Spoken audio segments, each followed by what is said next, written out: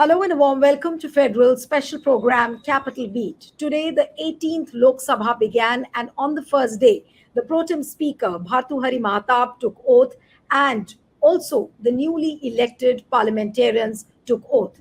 But what was the biggest highlight today? Prime Minister Modi's statement, which he made outside the parliament premises when the parliament was just about to begin. Now, what did he say? He made references to the emergency, and what exactly he said about the opposition already sets the tone and tenor of the parliament session in the days to come. Now, what did Prime Minister Narendra Modi say? I'm going to read out exactly what he said. People expect good steps from the opposition, but it has been disappointing so far. India needs a responsible opposition, and people want substance, not slogans. They want debate, diligence, not disturbance in parliament. Now, recalling the 21-month of emergency that was implemented during the Indira Gandhi rule, Modi said that the new generation of India will never forget that time when the country was turned into a prison, adding that they will take a resolution of a vibrant democracy so that no one will dare to do such a thing in India. Now, what exactly he said? Taking the date also, he said that tomorrow is 25th June. 25th June marks 50 years since the blot that was put on the democracy of India. The new generation of India will never forget the constitution of India was completely rejected. Every part of the constitution was torn to pieces. The country was turned into a prison, and democracy was completely suppressed. So this is what Prime Minister chose to speak on the first day of the parliament session. Now, Mallikarjun Kharge, the Congress president, he quipped back saying that why does Prime Minister not answer on the real issues? Whether it is the NEET paper leak, whether it is the train crash, whether it is the terror incidents in Jammu and Kashmir, he's not answered all of that, but he's chosen to speak on emergency. He said that he will repeat and keep talking on emergency, but not answer the real issues. So how long can he continue to talk on the emergency? This is what Mallikarjun Kharge has said. But the biggest question is that why did Prime Minister Modi choose to begin the new Lok Sabha session on such a note? Was there a need to make references to the emergency? The starting could have been more friendly. It could have started on a better note, but he didn't choose to do that. And if that is the case, then how do we expect the days to come? I mean, whatever a week or 10 days of parliament which is there, what can be this session's tone and tenor? We'll try and find out all these answers. Joining me now is Anand Sahai, senior journalist and political commentator. Thank you so much for joining. We have TK Rajlakshmi, who's the senior deputy editor of the Frontline magazine. Thank you so much. We have Girish Joshi, senior journalist and political analyst. Thank you so much for joining. And I'll begin with Anand Sahai. Anand, the very fact that the first day of the parliament, it could have been Prime Minister could have sounded friendlier. He could have reached out to the opposition, and the beginning note would have been better.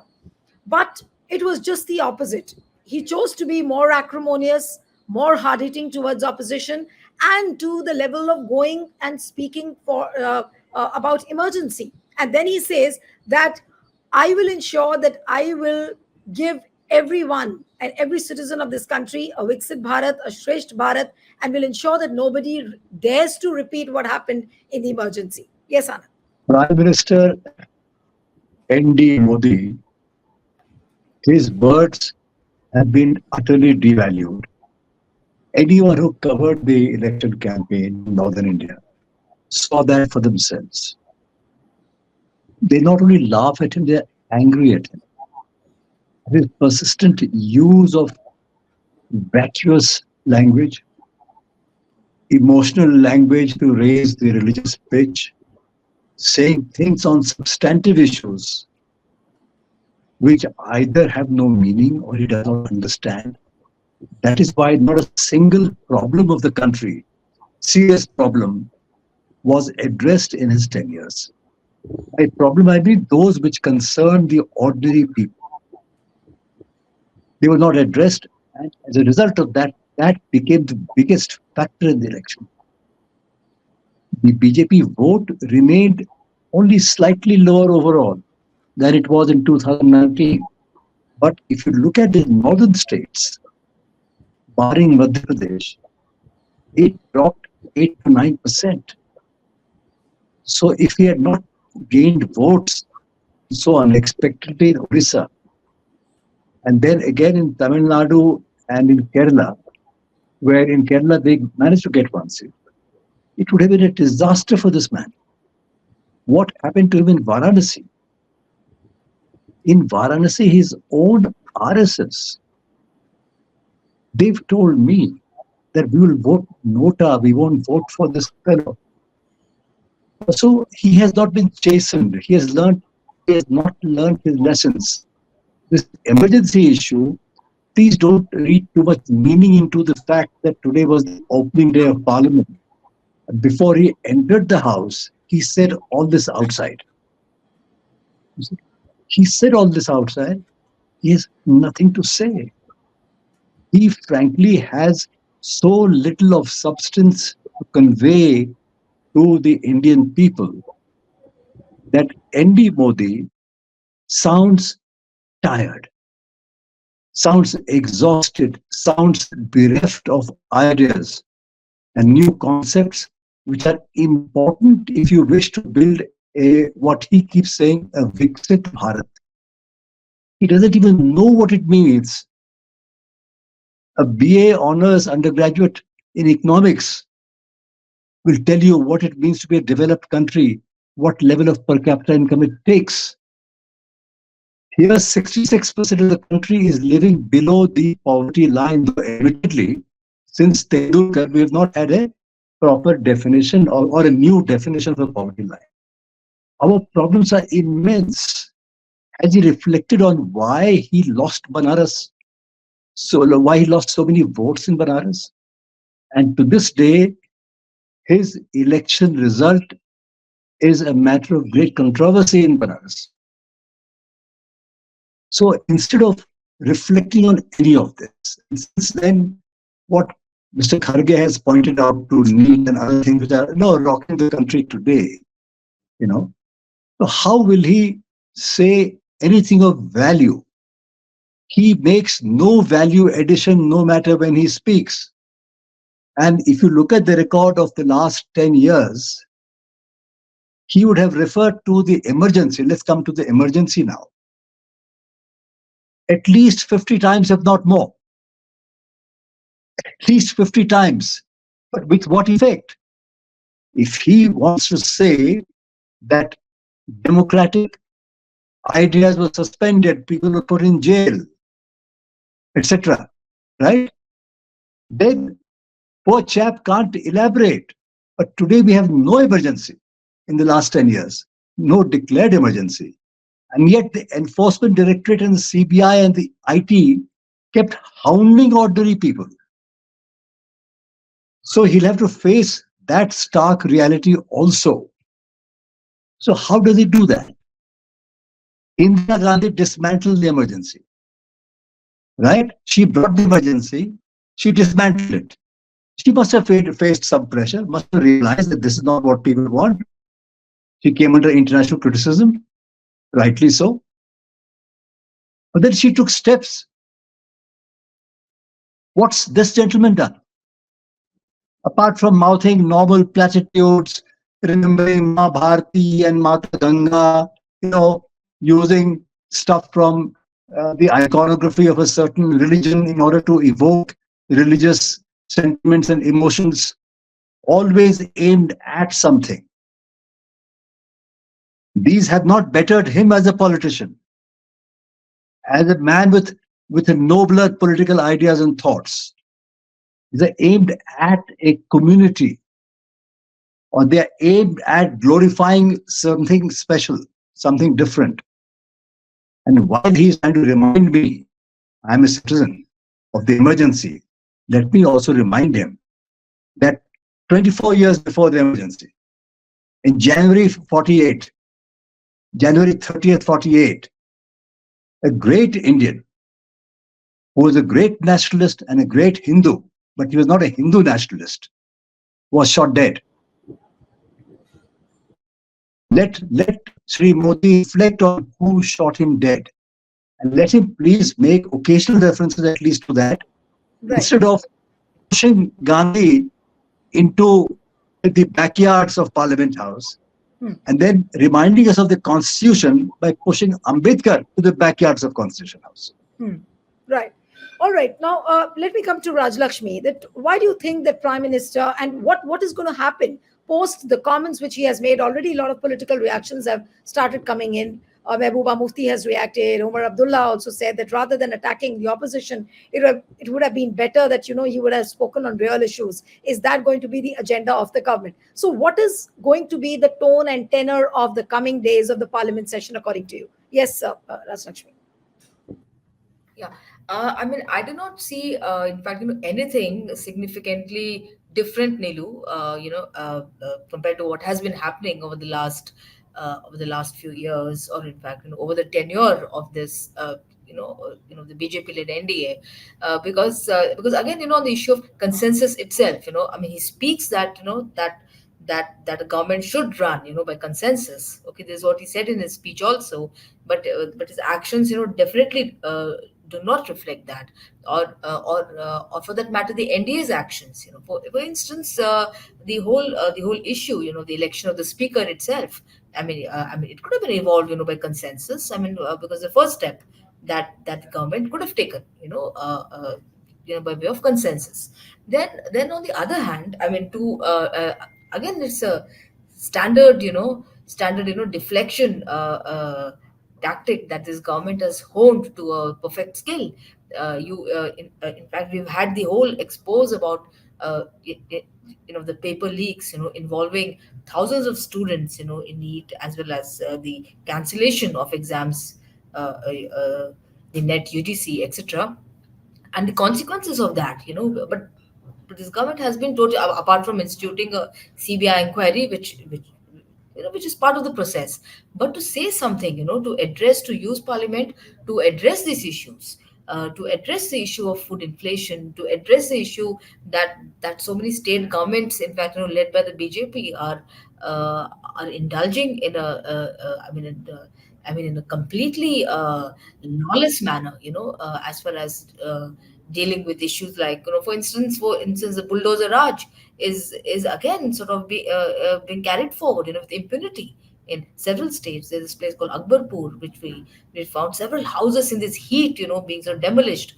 I mean, it looks like it seems like a complete, dissonance with what's happening on ground, and then to talk about the emergency, about to speak about the excesses of the emergency that happened 50 years ago, and this whole coincidence about parliament session being held on a day, coinciding with the exact date, 50 years ago. I mean, this whole the entire attempt was, again, to attack the Congress. Okay, to remind the country, so it were, that do not forget, what the Congress did 50 years ago. But I think the country needs to know, what the BJP and its allies have been doing for the last 10 years or more, and in fact, and the things which are continuing to happen.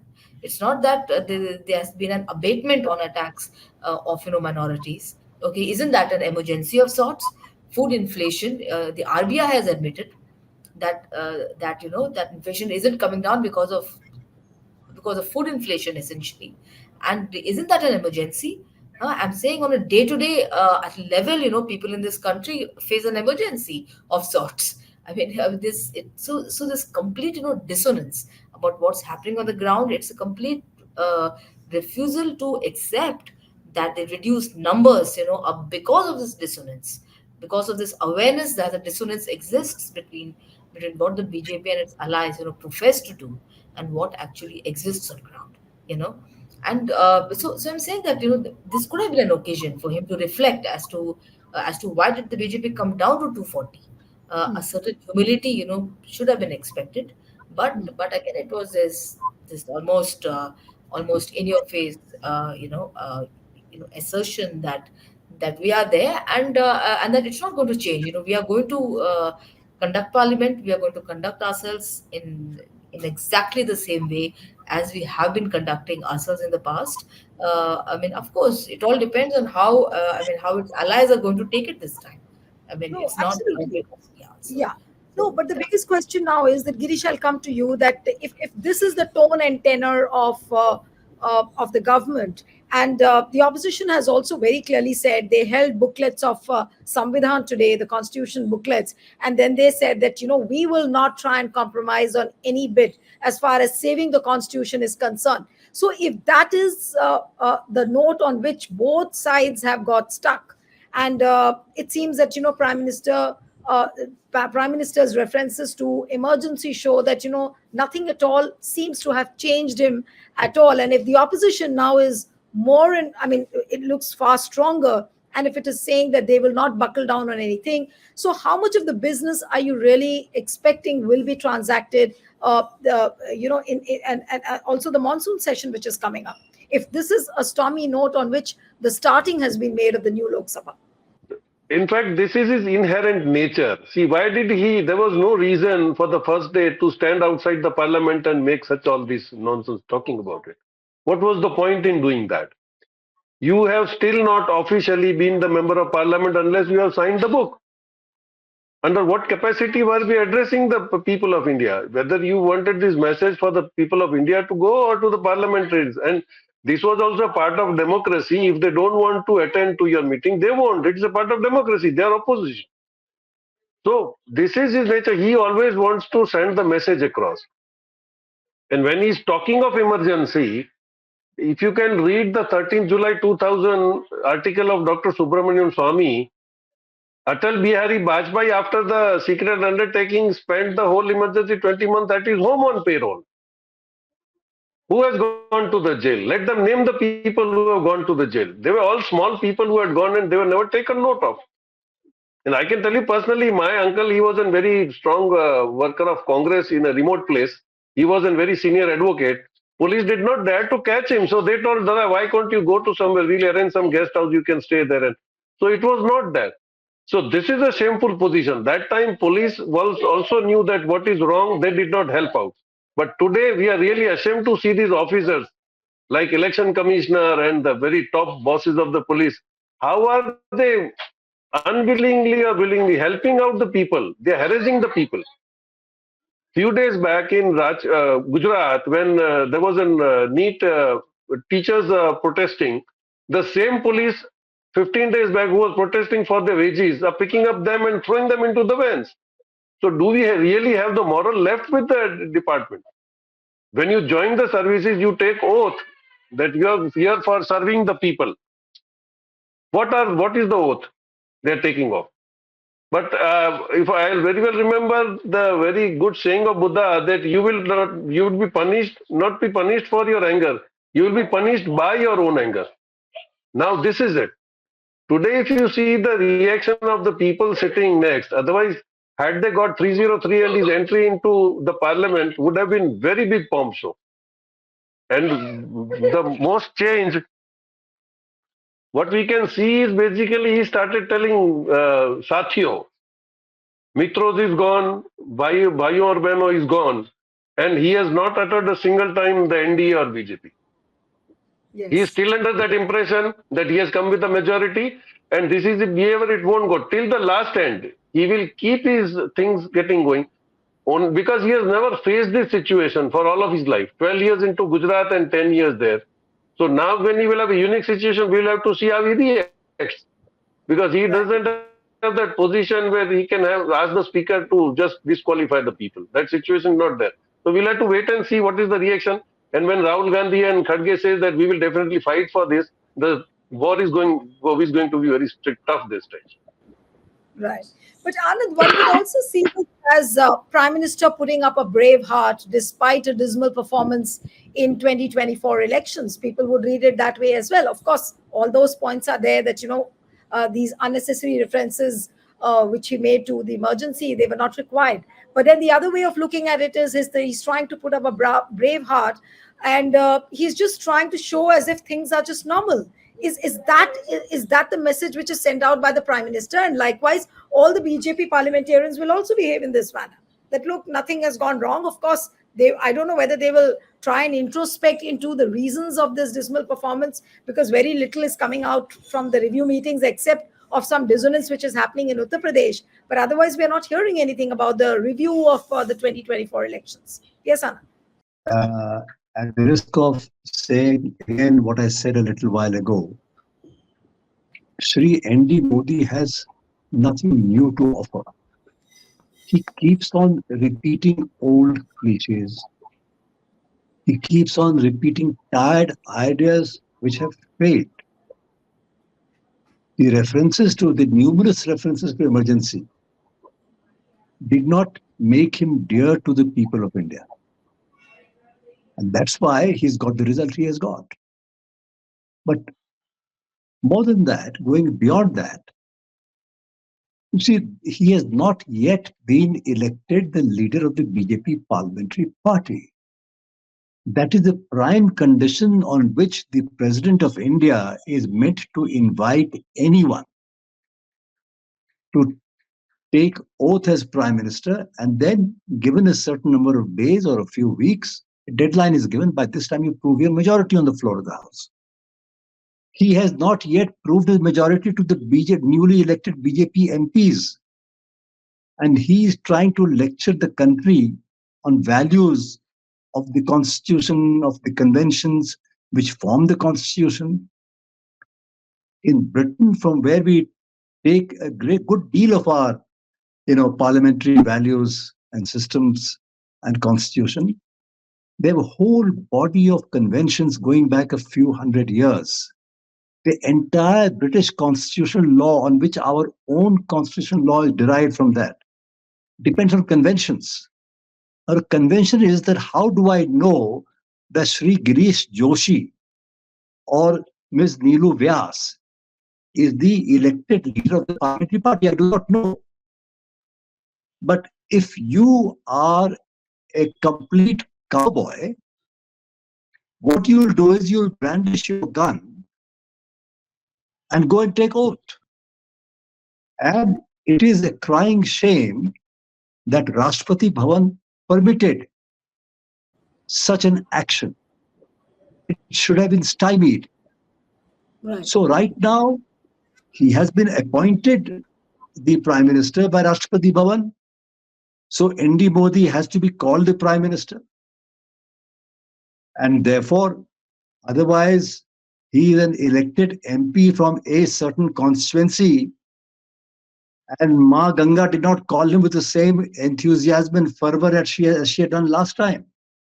He barely scraped through. And therefore, he should be more circumspect, primarily in the interest of the country. He let him go and be reckless with himself, it doesn't matter, but with the country. And let the people of the country know that here we have someone, although he has barged himself through the door, and yet he does not tire of saying that I have become PM for the third time.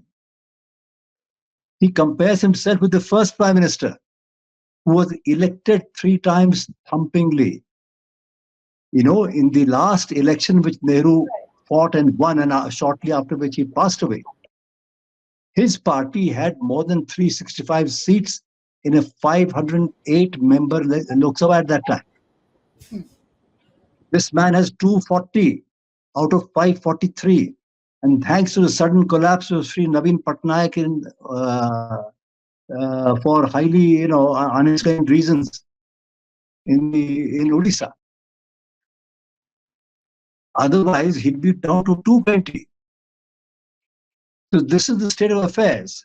But forget about number in parliament.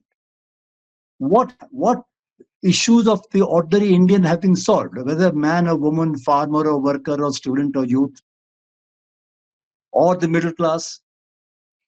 What has been solved? Because this government for the last 10 years has worked only in the interest of big capital.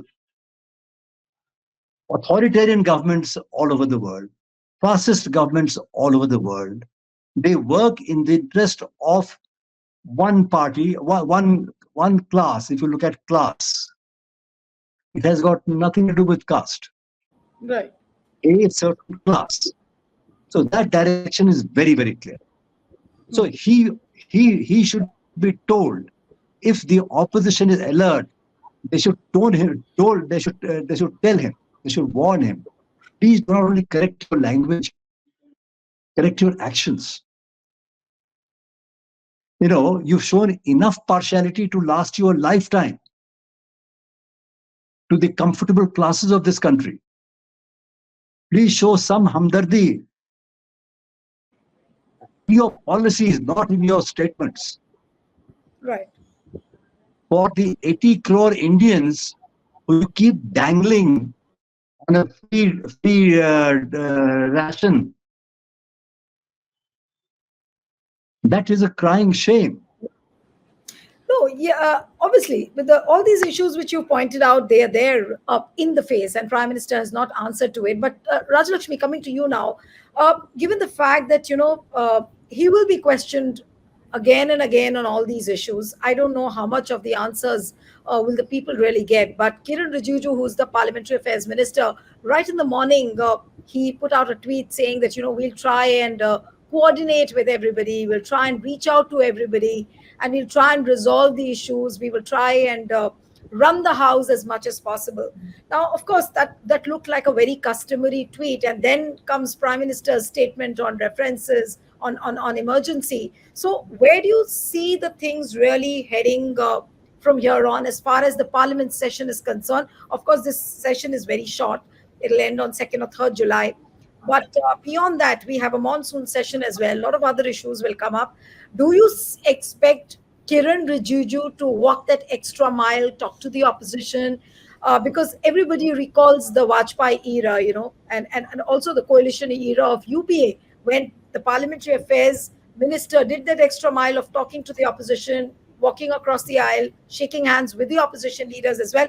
Do you see something of that sort happening now in the Modi 3.0 government at all? Sinilu, I do not think that Kiran Rijiju by himself is going to be able to call the shots to the even though he is parliamentary affairs, he's been appointed parliamentary affairs minister, and I think he will do what he'll be told to do, essentially. I mean, to build a consensus, I think, among the NDA allies for the in the first part, because there is a lot of there is some sense that there is disquiet among the NDA allies themselves. For instance, on the Agnipath scheme itself, they have already expressed reservations soon after the election results were announced. So, there are some things. In fact, there are quite a number of things that the NDA allies will have to sort out amongst themselves, which includes also the issue of demands from Andhra specific, about the special package, and the same applies, to Bihar also, special status, special package demands, and now with the Patna High Court staying, in fact, reservations, etc., or sort of putting a cap. I mean, so one doesn't know as to where the caste census is going to now take shape at all or not. Anyway, I think apart from these issues, so I think more than building, a consensus with the opposition, I think the bigger challenge is going to be about, building a consensus within the NDA allies. And as far as the whole strategy is concerned, I think this is just optics, Nilu. I mean, you have Kiran Rijiju trying to play good cop, while bad cop is played by the other end. Because it makes no sense to talk about the emergency at this stage, when everybody knows that this entire mandate was because of the undeclared emergency in this country. It was because of this that the BJP could not succeed in its Chaso Par claim, and that it was people's perceptions of their livelihoods that ultimately decided the mandate against. For this kind of a mandate, which was not an uh, overwhelming mandate for the BJP and its rule or misrule, whatever one may call it. But yes, but I do not feel, that a lot of rethink or a lot of rework, on policies is going to happen in this tenure either. Of course, I think a little bit of here and there is going to happen. But I just read today somewhere, or I think I was watching on news. In UP, they have unrolled the whole recruitment scheme for the Agnipath for Agnipath. They've already started the process, in some districts, and they showed images of training taking place, etc. Whatever. So I'm saying is that here at the one level, you have allies who have expressed a certain discomfiture with the scheme, and because they also feel that this scheme that the limitations of this scheme may have resulted in this reduced mandate in some states, for instance in Punjab, Haryana, Himachal, and Uttarakhand, etc., including in Bihar, elsewhere. But obviously there's not going to be any significant rethink, because the government doesn't have any long-term plans to create employment, sustainable employment, and employment which is long-term. So all these short-term things are going to continue in the coming years, and I guess the opposition is going to have a lot on its plate to talk about and to raise also, because ultimately this government has to please the corporate class, which supported it through electoral bonds. So they are going to exact their pound of flesh one way or the other in the next 5 years. They're saying we've given you a lot of money. You might as well as do something, for us. So all those pressures are going to be there, and it would make the task for the opposition, I think, easier in that sense to Right. sort of corner the government on several Absolutely. fundamental policies. No, but in terms of optics, also, a lot of it depends on the way optics are played out, Girish. And today, when we were watching the Samajwadi party MPs walking inside the parliament, they all had donned their red caps and with a book, and they all walked in style in the entire group. Similarly, inside the house, also we saw the Ayodhya MP. Sitting in between Rahul Gandhi and Akhilesh Yadav. So a lot of it, and then there was sloganeering. There was and like, for example, when Dharmendra Pradhan walked out to take his oath, people started shouting "shame, shame," and that was clearly audible. So in terms of optics, how do you think? Uh, who weighed heavily on the first day of the parliament session? Of course, minus whatever Prime Minister said, but in terms of the optics, we saw the entire India bloc protesting outside the parliament, especially at that spot from where the Mahatma Gandhi statue has been removed. And they were all holding the Samvidhan booklets in their hand. And then they said that we will not allow the constitution to be trampled. So do you think that on the first day of the parliament, India bloc had something of substance to carry back at the end of the day? The situation is totally different this time. See, you don't have separate opposition. They are all together now. And if you consider the voice voting system, the voice on the other side is much stronger than this side. Secondly, if I know the nature, what Modi had in Gujarat, he doesn't tolerate anybody dictating terms to him. He has replaced the old ministry because they know his nature and probably they may accommodate. But what happens to the 53 who are not there for a picnic? They are there on certain conditions to have something, their piece of cake. If they don't have, and they would not be talking in the manner which your RSS and BJP people would are habituated to talk to you. So trouble is very near the corner. They will immediately ask for this. And he has already placed the ministers of 71. So the people sitting there are now with a half hope that they are not going to anything unless they are for a monetary consideration, and they may keep on getting.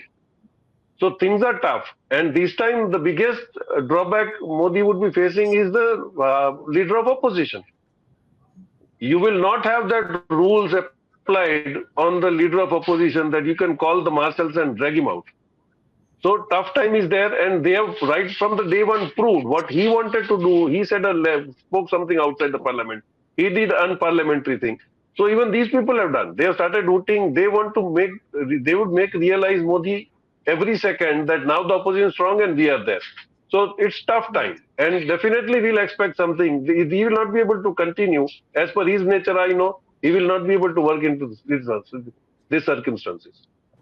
Okay, so apart from the leader of the opposition, the immediate flashpoint, of course, is the election to the speaker's post, which is going to happen on 26th. Then you have a deputy speaker, whether at all the government is going to appoint one, because for last 10 years, we haven't seen that as well. So several flashpoints, but of course, all the issues which are related to the people, they are staring in the face of the government. The people are still groping for answers. which they haven't got. But Prime Minister thinks of talking about an emergency, which was 50 years back. So with that, I'll try and end the program. Thank you so much, Anand, PK Rajlakshmi, Girish. It was wonderful having all of you on the program. And one appeal to the Thank you. viewers who are watching this discussion, subscribe to our channel, send us a feedback, and stay tuned to The Federal. Thank you.